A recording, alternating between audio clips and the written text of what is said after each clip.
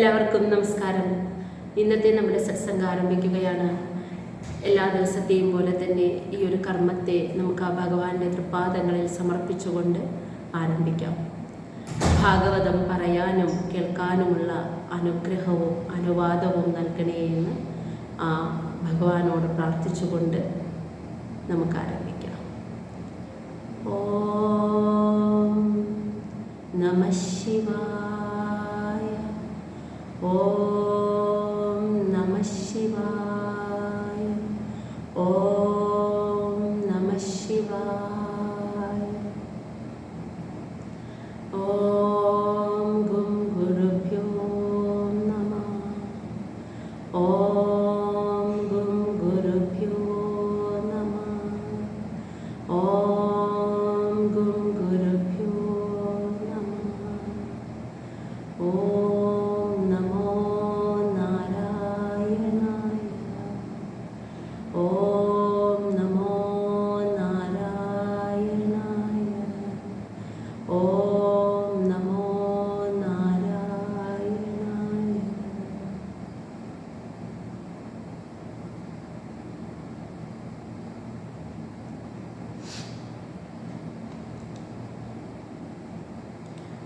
ശ്രീമദ് ഭാഗവതം തൃതീയ സ്കന്ധം അധ്യായം 24 കർദമ മുനിയുടെ സന്യാസം.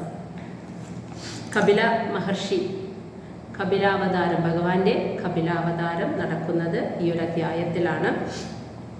അപ്പോൾ നമ്മൾ അധ്യായം 23 കണ്ടത് ദേവഹൂതി ആ ഒരു ദുഃഖം തൻ്റെ ഭർത്താവായിട്ടുള്ള കർദമ മഹർഷിയോട് പറയുകയാണ്.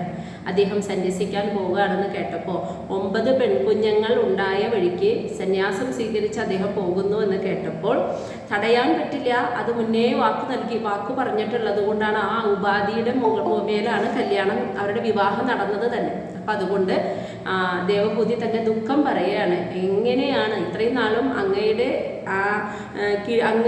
സുരക്ഷിതത്വത്തിൽ ഇങ്ങനെ സുഖമായി ജീവിച്ചു പോകുന്ന താൻ ഇനി ഒറ്റയ്ക്ക് 9 പെൺമക്കളെയും കൊണ്ട് എങ്ങനെ കഴിയും? അതുമൂലമുണ്ടാകും തനിച്ചായി പോകുമ്പോൾ അനുഭവിക്കേണ്ടി വരുന്ന ദുഃഖങ്ങളെ, വിഷമങ്ങളെ, അതിനെ തരണം ചെയ്യാനുള്ള അറിവോ ജ്ഞാനമോ ഒന്നും ഞാൻ നേടിയിട്ടില്ല. അത് ആരിൽ നിന്ന് എനിക്ക് കിട്ടും? എനിക്കിനി ജീവിതത്തിൽ ഈ സുരക്ഷിതത്വം എങ്ങനെ കിട്ടും എന്നൊക്കെ പറഞ്ഞ് വിലപിക്കുകയായിരുന്നു. അപ്പോൾ ദേവഭൂതി എന്നിട്ട് കർദമ മഹർഷിയോട് പറയുകയാണ്, ജീവിതത്തിലെ കുറേ കാലം ലൗകികമായ സുഖസൗകര്യങ്ങളെ മാത്രം അനുഭവിച്ച് ഞാൻ ജീവിച്ചു പോന്നു. അങ്ങയെപ്പോലെ ഇത്രയും വലിയൊരു മഹായോഗിയെ ഭർത്താവായി കിട്ടിയിട്ട് പോലും ഞാൻ അങ്ങയിൽ നിന്നും ഈ ദുഃഖത്തെ ഇല്ലായ്മ ചെയ്യുന്ന ആത്മജ്ഞാനം നേടാനായിട്ട് ശ്രമിച്ചില്ല. അങ്ങ് എനിക്ക് ആ സിദ്ധികളും ആ ജ്ഞാനവും ഒക്കെ പകർന്നു തരാമെന്ന് പറഞ്ഞിട്ടും ഞാനത് നിരസിച്ച് എനിക്ക് ഈ ലൗകിക സുഖങ്ങൾ വേണം, ഒരു പുത്രനെ വേണം എന്ന് അങ്ങയോട് ആവശ്യപ്പെട്ടു. ഇത്രയും കാലം അങ്ങയുടെ ഇത്രയും വലിയൊരു മഹർഷിയുടെ ഭാര്യയായിരുന്നിട്ട് പോലും ആ ജ്ഞാനം നേടാൻ എനിക്ക് തോന്നിയില്ലല്ലോ എന്നൊക്കെയുള്ള തൻ്റെ ദുഃഖം കർദമ മഹർഷിയോട് പറയുകയായിരുന്നു ദേവഹൂതി. അതിൻ്റെ ബാക്കിയായിട്ടാണ് ഇനി നമ്മൾ 24-ാമത്തെ അധ്യായത്തിൽ കാണുന്നത്. കർദമ മുനിയുടെ സന്യാസം. ശ്ലോകം 1. മൈത്രേയ ഉവാച. നിർവേദവാദീനം ഏവം മനോഹോ ദുഹിതരം മുനിഹി ദയാലു ശാലിനി ആഹാ ശുക്ലാം അഭിവ്യാഹൃതം സ്മരൻ. നിർവേദവാദീനം ഏവം മനോഹോ ദുഹിതരം മുനി ദയാലു ശാലിനി ആഹാ ശുക്ലാ അഭിവ്യാഹൃതം സ്മരൻ.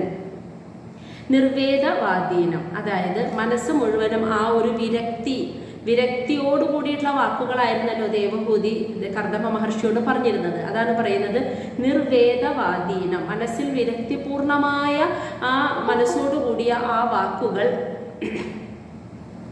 ഏവം, ഇപ്രകാരമുള്ള ആ കാര്യങ്ങൾ മനോഹോ, സ്വയംഭുവ മനുവിൻ്റെ പുത്രിയായിട്ടുള്ള ആ ദേവഹൂതി, മനോഹോ ദുഹിതരം, സ്വയംഭുവ മനുവിൻ്റെ പുത്രിയായ ദേവഹൂതി, ദയാലു ശാലിനി, ദയ മുതലായ എല്ലാ ഗുണങ്ങളും തികഞ്ഞവളായ അവൾ ഇപ്രകാരം വിരക്തിയോടുകൂടിയുള്ള വാക്കുകൾ കർദമ മഹർഷിയോട്, തൻ്റെ ഭർത്താവിനോട് പറഞ്ഞപ്പോൾ മുനിഹി, കർദമ മുനി ശുക്ല അഭിവ്യാഹൃതം സ്മരൻ. ശുക്ല എന്ന് പറഞ്ഞാൽ ശുക്ലം മഹാവിഷ്ണു, ആ ഭഗവാൻ മഹാവിഷ്ണു അഭിവ്യാകൃതം തന്നോട് അന്ന് പറഞ്ഞിരുന്നില്ലേ, തപസ്സിന്റെ അവസാനം പ്രത്യക്ഷപ്പെട്ടിട്ട് തന്നോട് പറഞ്ഞ കാര്യങ്ങളെ സ്മരൻ ഓർത്തുകൊണ്ട് ആഹാ ഇപ്രകാരം ദേവഹൂതിയോട് പറഞ്ഞു. അപ്പൊ ദേവഹൂതി വിരക്തിപൂർണമായ ഈ വാക്കുകൾ തന്റെ ഭർത്താവിനോട് പറഞ്ഞത് കേട്ടപ്പോൾ കർദമ മഹർഷി ഭഗവാൻ അന്ന് പറഞ്ഞ ഞാൻ തന്നെ അവതരിക്കുമെന്ന് പറഞ്ഞിരുന്നായിരുന്നല്ലോ, ആ പറഞ്ഞ കാര്യത്തെ മനസ്സിൽ സ്മരിച്ചുകൊണ്ട്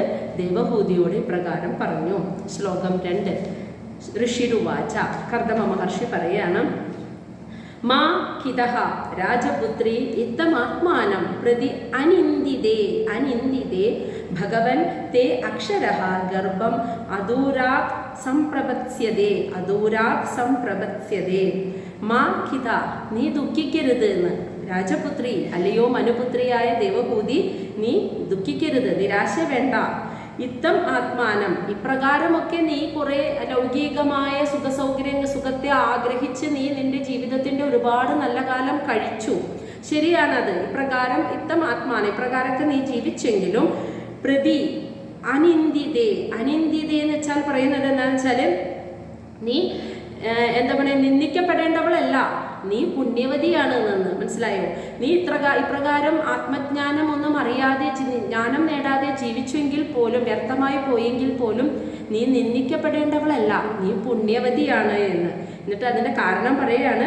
കാരണം അക്ഷരഃ ഭഗവാൻ, നാശമില്ലാത്തവനായ ആ ഭഗവാൻ തേ ദേവി നിന്റെ ഗർഭത്തിൽ അദൂരാത്ത് എന്ന് വെച്ചാൽ അധികം താമസിയാതെ സംപ്രപത്സ്യതേ പ്രവേശിക്കും എന്ന്. അപ്പോൾ നീ ഒരിക്കലും നിന്ദിക്കപ്പെടേണ്ടവളല്ല.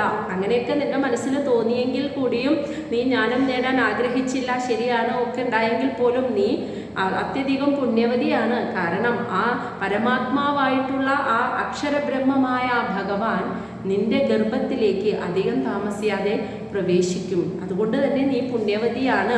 അത് നിനക്ക് അങ്ങനെ ആ ജ്ഞാനം നേടാൻ ആഗ്രഹം തോന്നാതിരുന്നതിനൊക്കെ കാരണമുണ്ട്. കാരണം നിനക്ക് എന്നിൽ നിന്നല്ല അത് നേടാൻ നിയോഗം, ഭഗവാൻ എൻ്റെ അവതാരമാകുന്ന ആ പുത്രനിൽ നിന്നുമാണ് നിനക്ക് ജ്ഞാനം നേടാനുള്ള നിയോഗം എടുക്കുന്നത്. അതുകൊണ്ടാണ് നിനക്ക് ഞാൻ അന്ന് നൽകാമെന്ന് പറഞ്ഞിട്ട് പോലും അത് നിരസിക്കാൻ തോന്നിയതും സുഖങ്ങളിൽ ആസക്തിയോടുകൂടി ജീവിക്കാൻ നിനക്ക് തോന്നിയതും. അതുകൊണ്ട് നീ ഒരിക്കലും ദുഃഖിക്കേണ്ട ആവശ്യമില്ല, നീ പുണ്യവതിയാണ്.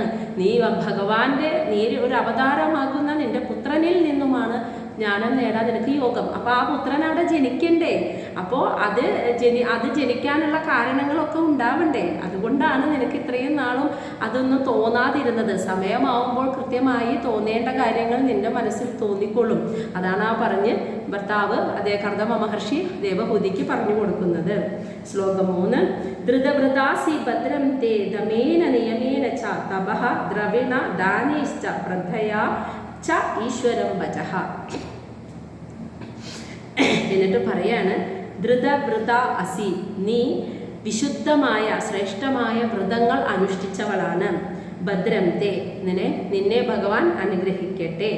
ഇനി നീ ദമേന നിയമേന ച, ദമേന എന്ന് വെച്ചാൽ നീ നിന്റെ ഇന്ദ്രിയങ്ങളെയൊക്കെ നിയന്ത്രിച്ചിട്ട്, അതായത് ഇന്ദ്രിയ സംയമനം പാലിച്ചിട്ട്, നിയമേന ച ധാർമ്മികമായ ആചാര അനുഷ്ഠാനങ്ങളെല്ലാം ചെയ്തിട്ട്, തപസ് ചെയ്ത്, ദ്രവിണ ദാനൈശ്ച പണം, നിന്റെ കയ്യിൽ ഇപ്പം സമ്പത്തുണ്ടെങ്കിൽ അത് ദാനം ചെയ്തിട്ട്, ശ്രദ്ധയാ പൂർണ്ണ ഭക്തിയോടും വിശ്വാസത്തോടും ച ഈശ്വരം ഭജ, ആ ഭഗവാനെ നീ ആരാധിക്കുമെന്ന്. കാരണം നിന്റെ അടുത്ത സ്റ്റെപ്പ് എന്താ വരാൻ പോകുന്നത്? ഭഗവാൻ തന്നെ നിന്റെ ഗർഭത്തിലേക്ക് പ്രവേശിക്കാൻ പോവുകയാണ്. അപ്പോൾ നീ അത്രയും ശ്രേഷ്ഠമായ അല്ലെങ്കിൽ അത്രയും ധാർമ്മികമായ സാത്വികമായ രീതിയിൽ ജീവിക്കണം. അപ്പോൾ ആ ഒരു പുണ്യം നിന്നിൽ ഉണ്ടാവണ്ടേ. അപ്പം അതുകൊണ്ട് ഇനിയുള്ള കാലം നീ ഒരുപാട് കഠിന വ്രതങ്ങൾ അനുഷ്ഠിച്ചിട്ടുണ്ട് എന്ന് കർദമ മഹർഷി പറയാൻ കാരണം മുന്നത്തെ കാര്യമാണ്. വിവാഹം കഴിഞ്ഞ് കുറേ വർഷം മഹർഷി സന്യാസിയായി തന്നെ ജീവിച്ചപ്പോൾ ദേവഹൂതി മഹർഷിയോടൊപ്പം കഠിന വ്രതങ്ങൾ അനുഷ്ഠിച്ച് സന്യാസം പോലെ തന്നെയാണ് ദേവഹൂതിയും ജീവിച്ചിരുന്നത്. അതുകൊണ്ടാണ് നീ വലിയ വലിയ വലിയ കഠിന വ്രതങ്ങൾ അനുഷ്ഠിച്ചവളാണ്. അതുകൊണ്ട് തന്നെ ഭഗവാൻ നിന്നെ അനുഗ്രഹിക്കട്ടെ. ഇനി നീ ഇവിടെ നിന്ന് അങ്ങോട്ട് ഇന്ദ്രിയ സംയമനം പാലിച്ച് ഇന്ദ്രിയങ്ങളെയൊക്കെ, അതായത് പല സുഖങ്ങളും കണ്ണും കാതും ചെവിയും ഒക്കെ പലതും കാണിച്ചു തരും. അതിൻ്റെ പിന്നാലെയൊന്നും മനസ്സ് പായാതെ മനസ്സിനെ നിയന്ത്രിച്ച് ധാർമ്മികമായ രീതിയിൽ ജീവിച്ച് തപസ് അനുഷ്ഠിച്ച്, ആ തപസ് എന്ന് വെച്ചാൽ കണ്ണടച്ചിങ്ങനെ ധ്യാനിച്ചിരിക്കാനല്ല ഉദ്ദേശിക്കുന്നത്. അതായത് ആ ഒരു ഭഗവാൻ തന്നെ തൻ്റെ ഗർഭത്തിലേക്ക് പ്രവേശിക്കാൻ പോകുന്നതിൻ്റെ ആ ഒരു പരിശുദ്ധി തന്നിലേക്ക് ഉണ്ടാവണമെന്ന ആഗ്രഹത്തോടു കൂടി അതിനെ ഒരു തപസ്സായി സ്വീകരിച്ചിട്ട് അത് അത്രയും വ്രതചര്യയോടുകൂടി, പിന്നെ നിൻ്റെ കയ്യിലുള്ള സമ്പത്തുകൾ ദാനം ചെയ്തുകൊണ്ടും പരിപൂർണ ശ്രദ്ധയോടും ഭക്തിയോടും കൂടിയിട്ട് നീ ഇനി ഇവിടെ നിന്ന് അങ്ങോട്ടുള്ള ദിവസങ്ങൾ ഈശ്വര ഭജന ചെയ്യണം, ആരാധിക്കണം. കാരണം അത്രയും വലിയൊരു കാര്യമാണ് നിന്നിൽ സംഭവിക്കാൻ പോകുന്നത്. ശ്ലോകം 4. സാ ത്വയാ ആരാധിതാ ശുക്ലോ വിധന്വൻ മാമകം യശഃ ചേതാ തേ ഹൃദയഗ്രന്ഥിം ഔദര്യ ബ്രഹ്മഭാവനഃ. ത്വയാ ആരാധിത, നീ ആരാധിക്കുന്ന സ ശുക്ലോ, ആ മഹാവിഷ്ണു, ആ ഭഗവൻ, വിധന്വൻ എന്ന് വെച്ചാൽ വർദ്ധിപ്പിക്കുന്നു, മാമകം യശ, എൻ്റെ യശസ്സിനെ കൂടി ഈ ലോകത്ത് വർദ്ധിപ്പിക്കുന്നു. കാരണം നീ ആരാധിക്കുന്ന ആ ഭഗവാൻ നീ ആരാധിക്കുന്ന ആ ഭഗവാൻ തന്നെയാണ് പുത്രനായിട്ട് നിന്റെ ഗർഭത്തിലേക്ക് വരാൻ പോകുന്നത്. അവൻ ഈ ലോകത്ത് ജീവിച്ചിട്ട് എൻ്റെ കർദമ മഹർഷിയുടെ യശസ്സിനെ, കർദമപുത്രൻ എന്ന പേരിൽ പ്രസിദ്ധനാവുമ്പോൾ കർദമ മഹർഷിയുടെ പിതാവിൻ്റെ യശസ്സിനെ ഈ ലോകത്ത് അവൻ വർദ്ധിപ്പിക്കും. ഇനി അതുമാത്രമല്ല, ചേത്ത തേ ദേവിയുടെ ഹൃദയഗ്രന്ഥി, മനസ്സിനെ ഈ മമത, ലൗകിക സുഖങ്ങളോടുള്ള ആസക്തി, ഈ മമതാബന്ധം, ദേവിയുടെ മനസ്സിലുള്ള ഈ മമത, ഈ മോഹങ്ങളെ, ഈ ആസക്തികളെയൊക്കെ ഛേദിക്കുന്നതാണ്. ഔദര്യ, പുത്രനായി പിറന്നിട്ട് ബ്രഹ്മഭാവന, ബ്രഹ്മജ്ഞാനം പഠിപ്പിച്ച ആ ഭഗവാൻ നിന്റെ പുത്രനായി പിറന്നിട്ട് നിനക്ക് ആ ബ്രഹ്മജ്ഞാനം പകർന്നു തന്നിട്ട് നിന്റെ മനസ്സിലുള്ള ഈ മമത, ഈ ഭൗതിക സുഖങ്ങളോടുള്ള ആസക്തിയെയൊക്കെ അവൻ ഛേദിച്ചു കളയും. അവൻ പുത്രനായി പിറന്ന് എൻ്റെ യശസ്സിനെ വർദ്ധിപ്പിക്കുകയും ചെയ്യും. നിന്നെ ആത്മജ്ഞാനം പകർന്നു തന്ന് നിന്റെ മനസ്സിലുള്ള ഈ മായയുടെ മറയെല്ലാം അവൻ നീക്കിത്തരും എന്നാണ് അദ്ദേഹം പറഞ്ഞത്. ശ്ലോകം 5. മൈത്രേയ മഹർഷി വീണ്ടും വിദുരരോട് പറയുകയാണ്. ദേവഹൂതി അഭിസന്ദേശം ഗൗരവേണ പ്രജാപതേ സമ്യക് ശ്രദ്ധായ പുരുഷം കൂടസ്ഥം അഭജത് ഗുരും. എന്നിട്ട് മൈത്രേയ മഹർഷി വിദുരരോട് പറയാണ്, ദേവഹൂതി ആകട്ടെ. അപ്പം കർദമ പ്രജാപതി മറുപടി പറയുന്നതെല്ലാം കേട്ടിട്ട് ദേവഹൂതി പ്രജാപതി, തൻ്റെ പതിയായിട്ടുള്ള കർദമ പ്രജാപതിയുടെ സന്ദേശം, ആ നിർദ്ദേശത്തെ ഗൗരവേണ, വളരെ ആദരവോടുകൂടി, സമ്യക് ശ്രദ്ധായ, പൂർണ്ണ വിശ്വാസത്തോടും ശ്രദ്ധയോടും കൂടി സ്വീകരിച്ചിട്ട് പുരുഷം, ആ പരമപുരുഷനെ, കൂടസ്ഥം, എല്ലാവരുടെയും ഹൃദയത്തിൽ വസിക്കുന്നവനായ പരമപുരുഷനെ, ഗുരു, പരമഗുരുവായ ആ ഭഗവാനെ അഭജത്, ആരാധിച്ചു. അപ്പോൾ ഭർത്താവ് പറഞ്ഞതിനെ നിരസിച്ചില്ല ദേവഹൂതി. കർദമ പ്രജാപതി പറഞ്ഞതുപോലെ തന്നെ അദ്ദേഹം പറഞ്ഞ ആ നിർദ്ദേശത്തെ പരിപൂർണ വിശ്വാസത്തോടു കൂടി സ്വീകരിച്ചിട്ട് ആ ഭഗവാനെ ആരാധിച്ചു കഴിഞ്ഞു. ശ്ലോകം 6. തസ്യാം ബഹുദിതേ കാലേ ഭഗവൻ മധുസൂദന കാർദമം വീര്യം ആപന്ന ജജ്ഞേ അഗ്നി ഇവ ദാരുണി. തസ്യാന്ന് വെച്ചാൽ ആ ദേവഹൂതി, ബഹുദിതേ കാലേ, ഒരുപാട് വർഷങ്ങൾ അങ്ങനെ, ഭഗവാൻ മധുസൂദന, ഭഗവാൻ മധു എന്ന അസുരനെ വധിച്ച ഭഗവാൻ കർദമം വീര്യം ആപന്ന, കർദമ മഹർഷിയുടെ വീര്യത്തിലേക്കാണ് ആദ്യം പ്രവേശിച്ചത്. അപ്പോൾ ദേവഹൂതി ഒരുപാട് വർഷക്കാലം അങ്ങനെ ഭഗവാനെ ആരാധിച്ച് തുടർന്ന് അങ്ങനെ ജീവിച്ചു.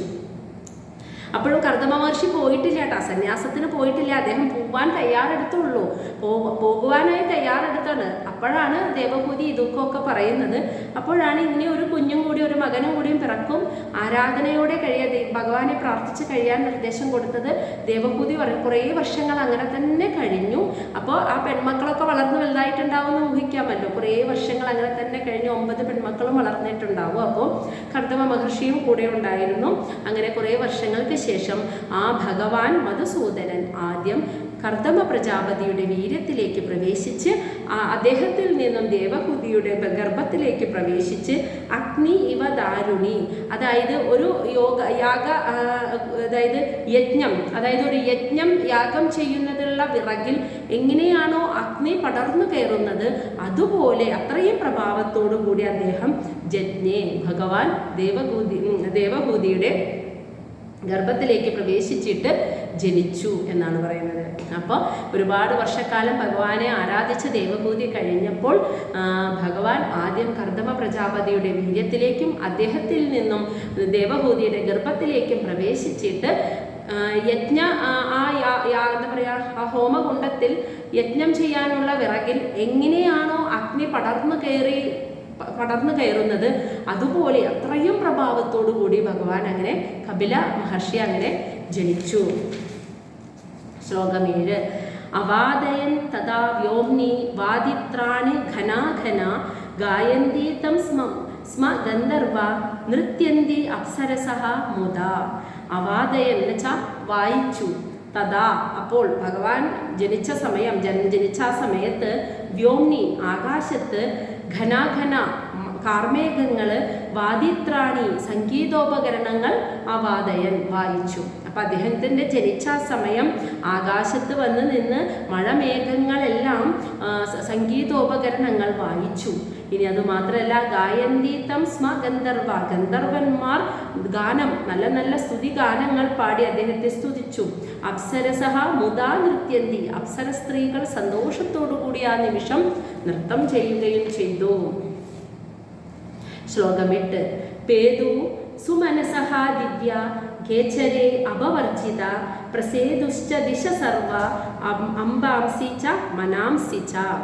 പേതു സുമനസഹ ദിവ്യ കേചരേ അപവർജിത പ്രസേതുശ്ച ദിശ സർവ അംബാംസി ച മനാംസി ച.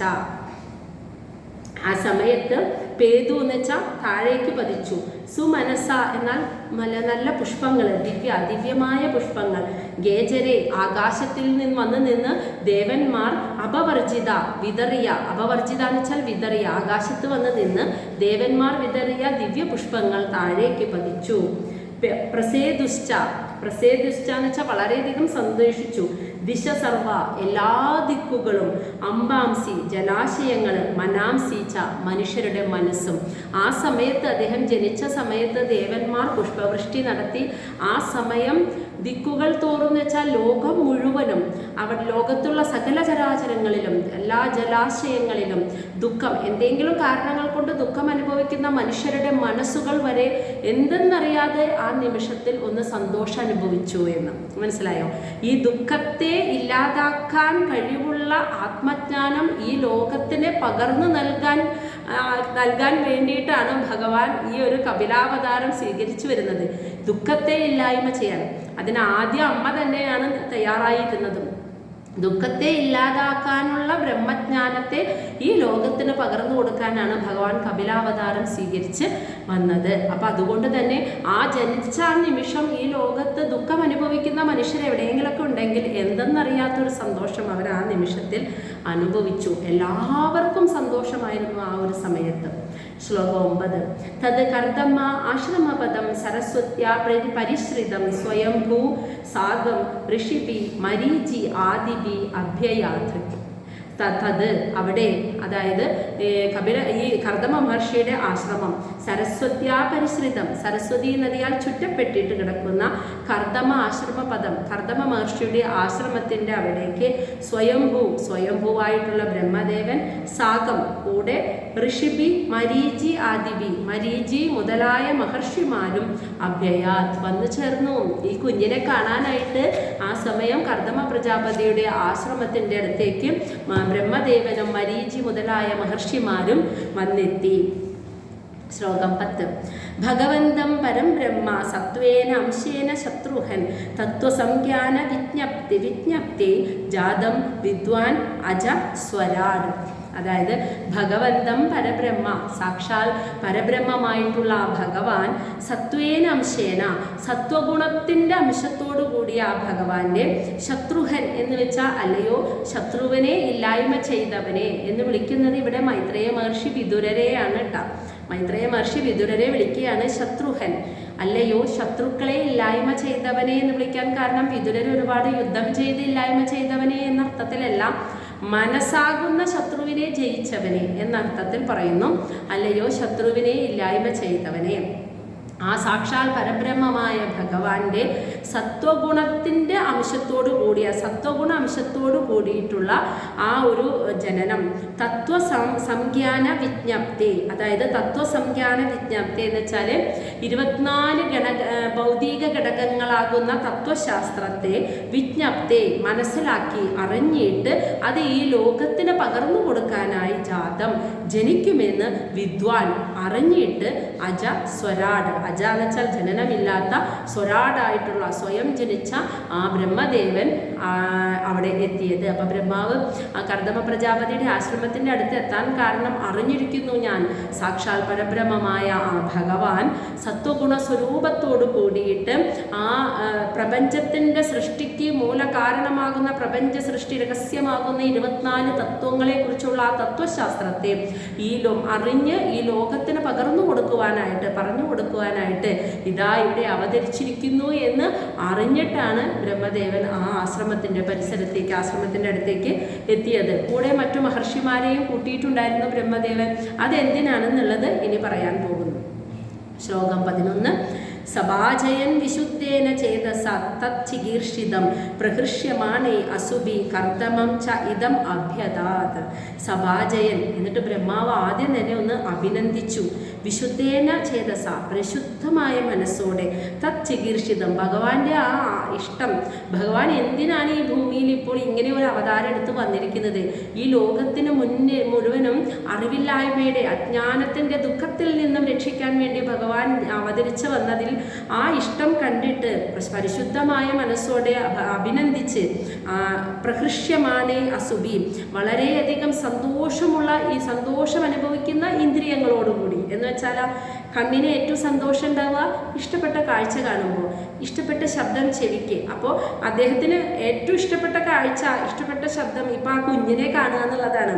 അപ്പോൾ ഇന്ദ്രിയങ്ങളെല്ലാം അത്രയധികം സന്തോഷം അനുഭവിക്കുന്ന അവസ്ഥയിൽ കർദമം ച ഇതം അഭ്യതാത്, കർദമ മഹർഷിയോട് ബ്രഹ്മാവ് പറഞ്ഞു ഇതം ഇപ്രകാരം അഭ്യതാത് പറഞ്ഞു.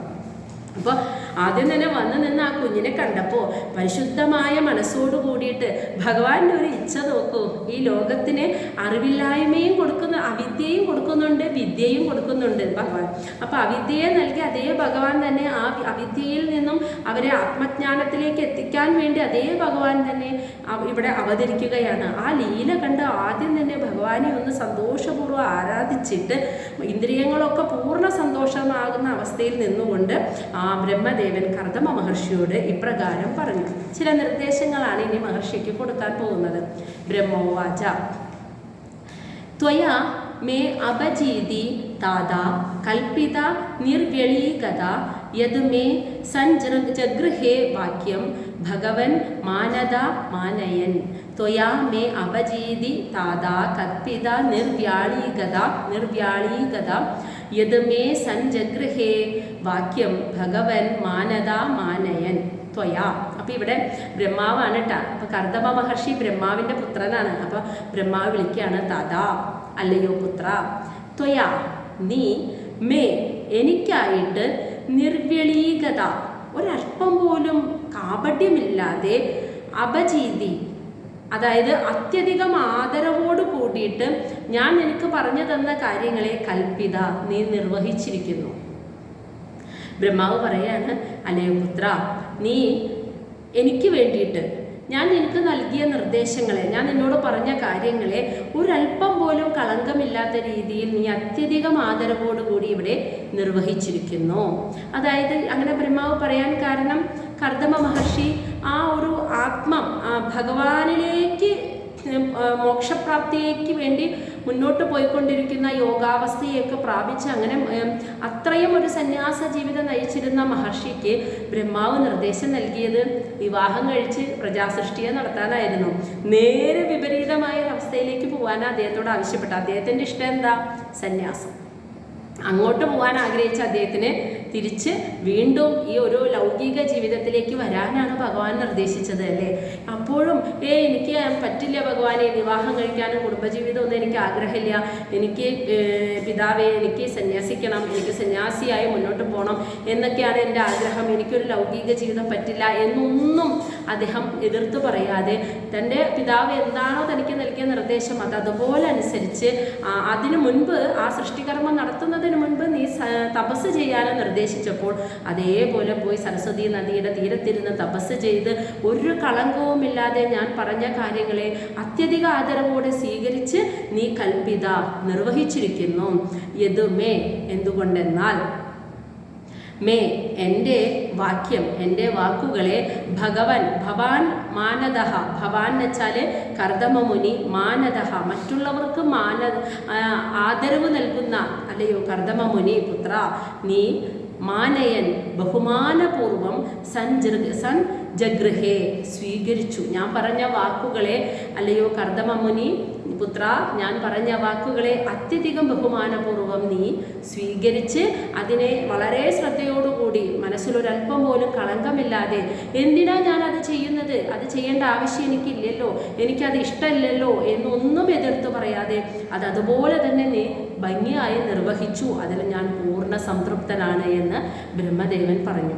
എന്നിട്ട് അടുത്ത ശ്ലോകത്തിൽ ഏറ്റവും വലിയ ഒരു പുത്രധർമ്മം കൂടി പറയുകയാണ്. ശ്ലോകം 13 ബ്രഹ്മാവ് പറയുകയാണ് പുത്രധർമ്മം.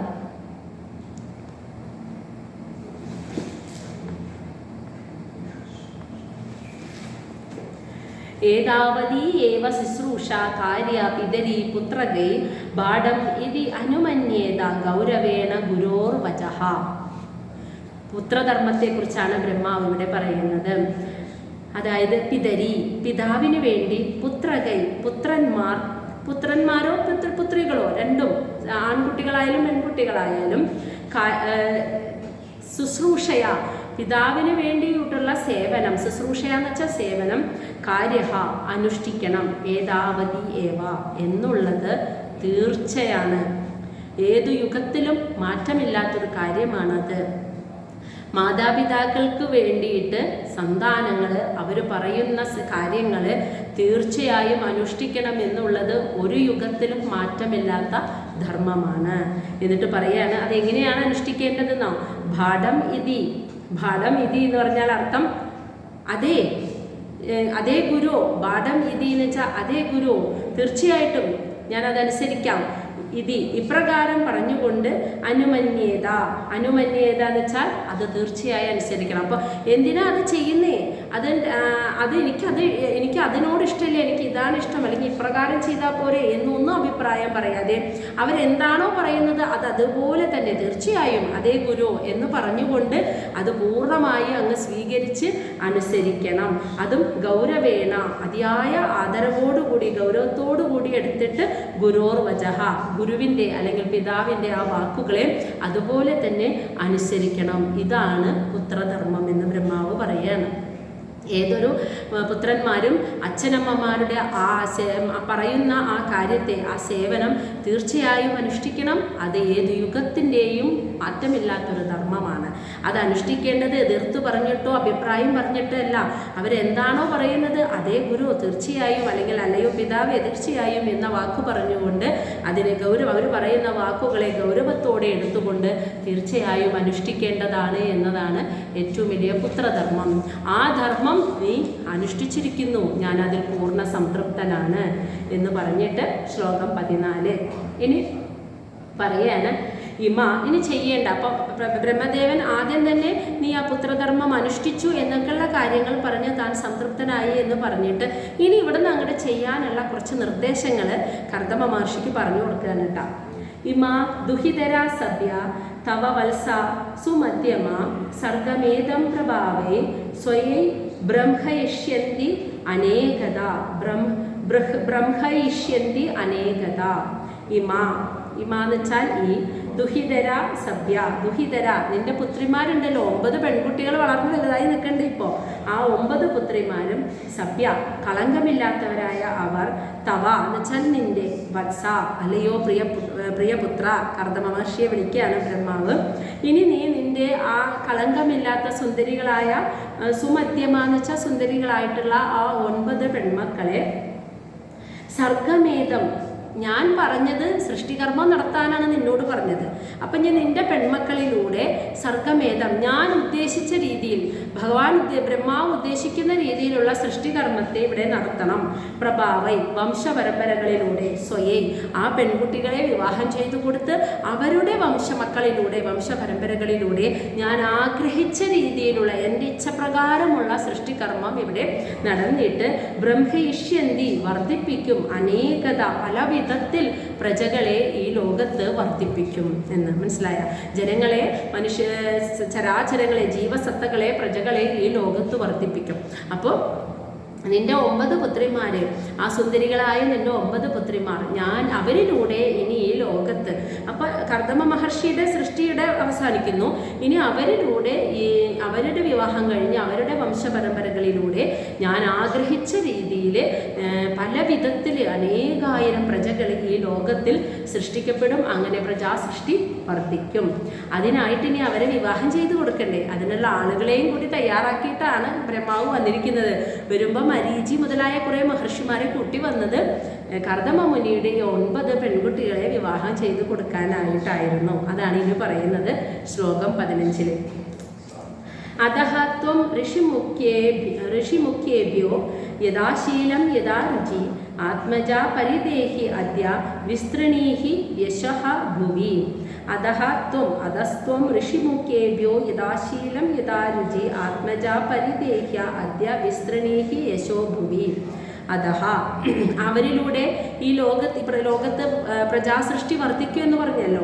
അധഃ, ആയതിനാൽ ത്വം നീ ഋഷിമുഖ്യേഭ്യോ, അതായത് ഋഷിമാരിൽ അഗ്രഗണ്യന്മാരായിട്ടുള്ള യഥാശീലം, ഓരോരുത്തരുടെയും സ്വഭാവത്തിനനുസരിച്ച്, യഥാരുചി ഓരോരുത്തരുടെയും ഇഷ്ടത്തിനനുസരിച്ച്, ആത്മജ നിന്റെ പുത്രിമാരെ പരിദേഹ്യ വിവാഹം ചെയ്തു കൊടുക്കുക.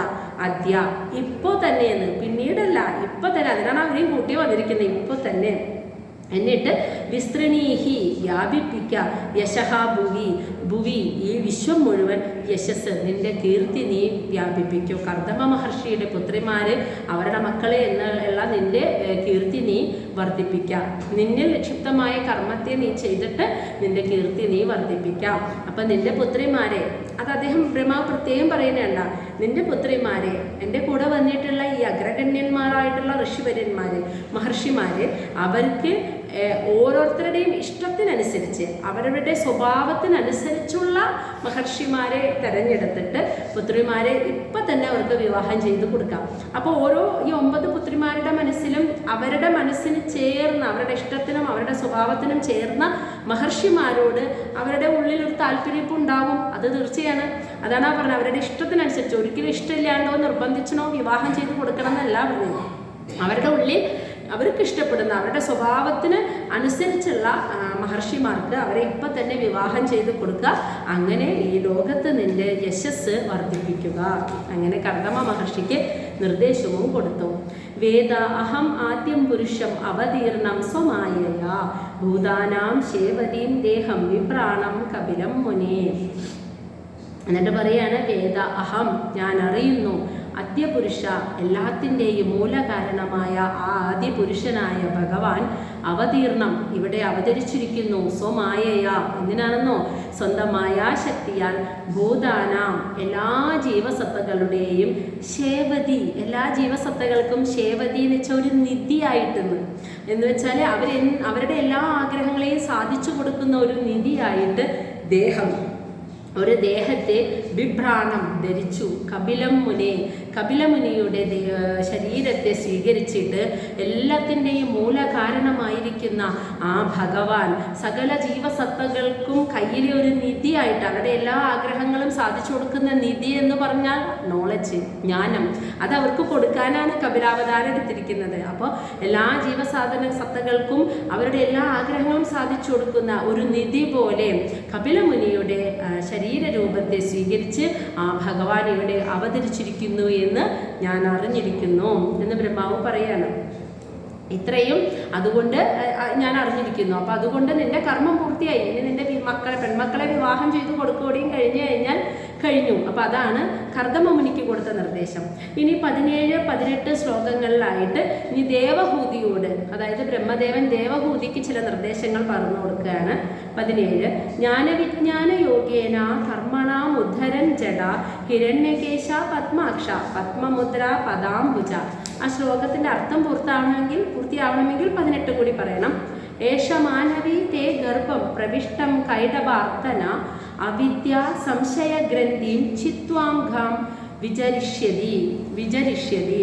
അപ്പൊ ജ്ഞാനവിജ്ഞാന യോഗേന, ജ്ഞാനം നേടിയിട്ട് വിജ്ഞാനം അനുഭവത്തിലൂടെ അത് വിജ്ഞാനമായി യോഗേന വളരെ നിഗൂഢമായ ആ യോഗമാർഗത്തിലൂടെ കർമ്മണ പ്രാരാബ്ധ കർമ്മങ്ങളാകുന്ന ജഡ വേരുകളെ ഉദ്ധരൻ ഛേദിച്ച് കളയാനായിട്ട് ഹിരണ്യകേശ, അതായത് സുവർണമായ തലമുടിയുള്ള പത്മാക്ഷ, താമരപ്പൂ പോലെ കണ്ണുകളുള്ള പത്മമുദ്ര പദാംബുജം, താമരയുടെ അടയാളം മുദ്രണം ചെയ്ത താമരപ്പൂ പോലെയുള്ള പാദങ്ങളുള്ള ഏഷ, ആ ഭഗവാൻ, ഏഷ ഈ മാനവി അല്ലയോ മനുപുത്രി, തേ ഗർഭം നിന്റെ ഗർഭത്തിൽ പ്രവേശിച്ചിട്ട് കൈടഭ അർദ്ധന, കൈടഭൻ എന്ന രാക്ഷസനെ വധിച്ച ആ ഭഗവാൻ നിന്റെ ഗർഭത്തിലേക്ക് പ്രവേശിച്ചിട്ട് അവിദ്യ സംശയഗ്രന്ഥി, അവിദ്യ അജ്ഞാനം, അതിൽ നിന്നും ഉണ്ടാകുന്ന അറിവില്ലായ്മയുടെയും സംശയങ്ങളുടെയും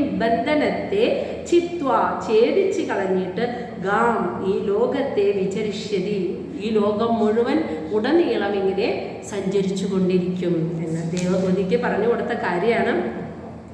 ശരിയായ ജ്ഞാനം നേടിയിട്ട് അനുഭവത്തിലൂടെ അത് വിജ്ഞാനമായി മാറി നിഗൂഢമായ യോഗമാർഗത്തിലൂടെ യോഗയിലൂടെ ജ്ഞാനവിജ്ഞാനങ്ങൾ നേടിയിട്ട് കർമ്മപ്രാരാബ്ധങ്ങളാകുന്ന ആ വേരിനെ, പ്രാരാബ്ധമാകുന്ന കർമ്മഫലമാകുന്ന ആ വേരിനെ അങ്ങോട്ട് ഛേദിച്ച് കളയാനായിട്ട് എല്ലാ മനുഷ്യർക്കും പ്രാരാബ്ധം കൊണ്ടാണല്ലോ ഈ പ്രപഞ്ചത്തിൽ ഇങ്ങനെ ജനന മരണങ്ങൾക്ക് വിധേയമാകുന്നത്.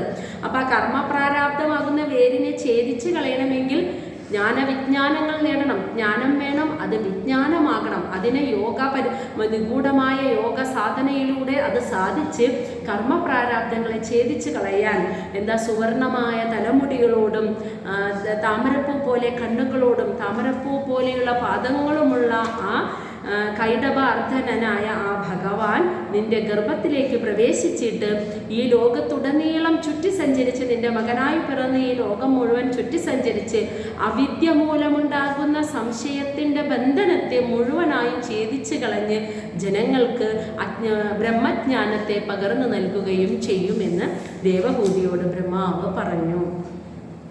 ശ്ലോകം 19 അയം സിദ്ധഗണാധീശ സാംഖ്യാചാരേ സുസമ്മതഃ ലോകേ കപില ഇതി ആഖ്യാം ഗന്ധാതേ കീർത്തിവർദ്ധനഃ. അയം ആ ഭഗവാൻ, അങ്ങനെ ജനിക്കുന്ന ആ കപിലമുനി, ആ ഭഗവാൻ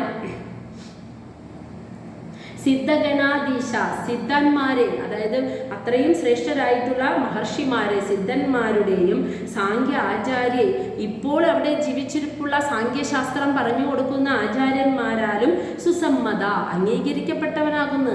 അതായത് പുതിയതായിട്ടൊരു ഒരാൾ വന്നു ഇനി സാംഖ്യശാസ്ത്രം പറഞ്ഞു കൊടുക്കുകയാണെന്ന് പറഞ്ഞ് വെറുപ്പല്ല, അവൻ പറയുന്ന കാര്യങ്ങൾ, അവൻ കപില മഹർഷി പറയുന്നത് അവരും അംഗീകരിക്കും. ഇപ്പോൾ സാംഖ്യശാസ്ത്രം പറഞ്ഞുകൊണ്ടിരിക്കുന്ന ആചാര്യന്മാരും സിദ്ധന്മാരും മഹർഷിമാരും ഒക്കെ അവരാലൊക്കെ അംഗീകരിക്കപ്പെട്ട് ലോകേ ഈ ലോകത്തിൽ കപില ഇതി ആഖ്യാം, കപിലൻ എന്ന പേരിൽ അറിയപ്പെട്ട്, ഗന്ധ എന്ന് വെച്ചാൽ അറിയപ്പെടും, തേ കീർത്തിവർദ്ധന, അങ്ങനെ ദേവഹൂതി നിന്റെ കീർത്തിയെ അവൻ വർദ്ധിപ്പിക്കും. ദേവഹൂതിയുടെ പുത്രൻ എന്ന പേരിൽ നിന്റെ കീർത്തിയെയും അവൻ വർദ്ധിപ്പിക്കുമെന്ന് പറഞ്ഞു കൊടുത്തു. അപ്പോൾ ഇപ്പോഴുള്ള എല്ലാ സിദ്ധന്മാരാലും മഹർഷിമാരാലും സാങ്കേശാസ്ത്ര ആചാര്യന്മാരാലും അംഗീകരിക്കപ്പെട്ട് ഈ ലോകത്ത് മുഴുവൻ കപിലൻ എന്ന പേരിൽ പ്രസിദ്ധനായിട്ട് അവൻ നിന്റെ കീർത്തിയെ ഈ ലോകം മുഴുവൻ വർദ്ധിപ്പിക്കുമെന്ന് ബ്രഹ്മദേവൻ അങ്ങനെ ദേവഹൂതിയോടും പറഞ്ഞു. കർദമ മഹർഷിയോട് ഞാൻ ഒരു പുത്രൻ എന്ന നിലയിൽ, പിതാവെന്ന നിലയിൽ നിന്നിൽ ഞാൻ സംതൃപ്തനായിരിക്കുന്നു. ഇനി പെൺമക്കളെ വിവാഹം ചെയ്തു കൊടുക്കേണ്ട കാര്യവും പറഞ്ഞു കൊടുത്തു. ശ്ലോകം 20. മൈത്രേയ ഉവാച. മൈത്രേയ മഹർഷി വിതുരരോട് പറയാണ്, തൗ ആശ്വാസ്യ ജഗത് സൃഷ്ട കുമാരേ സഹ നാരദ ഹംസോ ഹംസേന യാനേന ത്രിധാമ പരമം യയോ. തൗ എന്ന് വെച്ചാൽ അവർ രണ്ടുപേരും, എന്ന് വെച്ചാൽ കർദമ മഹർഷിയും ദേവഹൂതിയും, അവർക്ക് രണ്ടുപേർക്കും ആശ്വാസം പകരുന്ന വാക്കുകളെ പറഞ്ഞിട്ട് ജഗത് സൃഷ്ടാവായിട്ടുള്ള ഹംസഹ ആ ബ്രഹ്മദേവൻ കുമാരൈ എന്ന് പറഞ്ഞാൽ ബ്രഹ്മാവ് വരുമ്പോൾ മരീചി മുതലായ മഹർഷിമാർ മാത്രമല്ല സനകാദി മഹർഷിമാരുണ്ടായിരുന്നു കൂടെ, അതാണ് കുമാരൈ.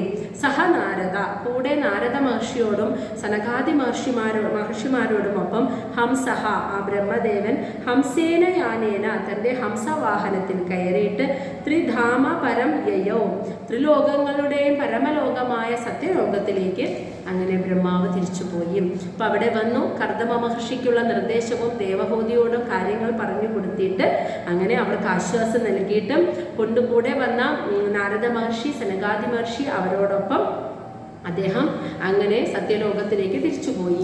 അപ്പം മരീചി മുതലായ മഹർഷിമാരെ അവരുടെ നിൽപ്പുണ്ട്. ഇനി അവരെ ആ പെൺമക്കൾക്ക് വിവാഹം ചെയ്തു കൊടുക്കുന്ന ചടങ്ങാണ് ഇനി വരാൻ പോകുന്നത്. അപ്പോൾ അവരെ അവിടെ നിർത്തിയിട്ട് സനകാദിമാരോടും നരദ മഹർഷിയോടൊപ്പം ബ്രഹ്മാവ് അങ്ങനെ സത്യലോകത്തിലേക്ക് തിരിച്ചുപോയി. ശ്ലോകം 21.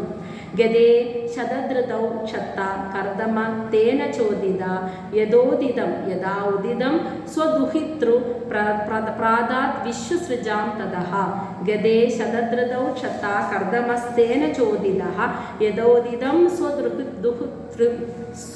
സ്വദുഹിതൃ പ്രാദാത് വിശ്വസൃജാം തതഃ.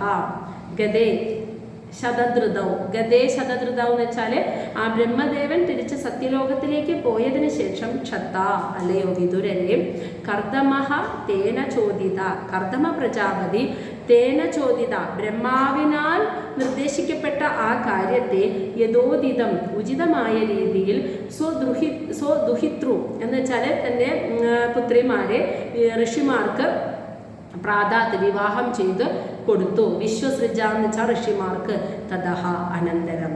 അപ്പോൾ അങ്ങനെ ബ്രഹ്മദേവൻ തിരിച്ചു പോയതിന് ശേഷം ബ്രഹ്മാവ് പറഞ്ഞു കൊടുത്ത കാര്യം 9 പുത്രിമാരെയും കൂടെ വന്ന ആ മഹർഷിമാർക്ക് വിവാഹം ചെയ്തു കൊടുക്കാൻ പറഞ്ഞ കാര്യം അതേപോലെ തന്നെ പുത്രിമാരുടെ ഇഷ്ടത്തിനനുസരിച്ച് ആ മഹർഷിമാർക്ക് പുത്രിമാരെ വിവാഹം ചെയ്ത് കൊടുത്തു എന്ന് ആണ് പറയുന്നത്. ഇനി ഇതിന് ശേഷമുള്ള ശ്ലോകങ്ങൾ നമുക്ക് നാളെ എടുക്കാം.